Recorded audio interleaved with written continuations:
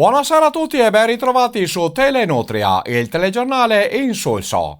Vi ricordo che questo fine mese a Mirandolo ci sarà la famosa Sagra della Nutria, dove potete assaggiare i piatti tipici e le ricette di questo fantastico piatto prelibato. E vi ricordo anche che io sarò padrino. Insomma, sarò lì ospite d'onore a questa fantastica sagra. Ma adesso diamo subito la linea alla regia per le anticipazioni flash delle notizie del giorno. Chi cambia canale gli viene male alle bale. Caorle. Stava provando il nuovo aquilone, ma c'era un vento che avrebbe rabaltato anche Gesù dalla croce. Il malcapitato è stato ritrovato dopo 3 giorni in Etiopia. Isonso aveva appena comprato un nuovo drone da 3.000 euro, ma non era pratico con i bottoni. Ha provato a ripescarlo, ma inutilmente. Bestemmie e porcassi innumerevoli. Sagüedo. Questa giovane modella stava facendo delle foto per un calendario, ma è caduta dal caregotto. Il fotografo si è pissato addosso da ridere. Presana. Si stava allenando a karate, ma ha distrutto il nuovo iPhone acquistato da mezza giornata.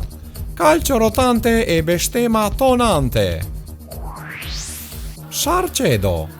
Voleva dimostrare la sua bravura con la danza, ma si è imbaucata e ha acciappato la fettatrice sul muso. Brogliano. Stava filmando la dolce pioggia che cadeva dal cielo quando è venuto giù un fulmine che ha fatto cagar addosso tutto il quartiere. Danni ingenti alla casa del prete. Pacengo. Voleva farsi una foto ricordo, ma ha perso l'equilibrio ed è caduta in acqua. 5 punti di sutura su una culata. Concordia Sagittaria. Faceva le linguacce al drone, ma non si era accorta della fontana alle spalle. La malcapitata si è ritrovata 3 pesci rossi in scarsea. Fimon.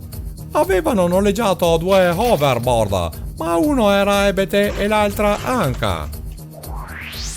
Villa Dose.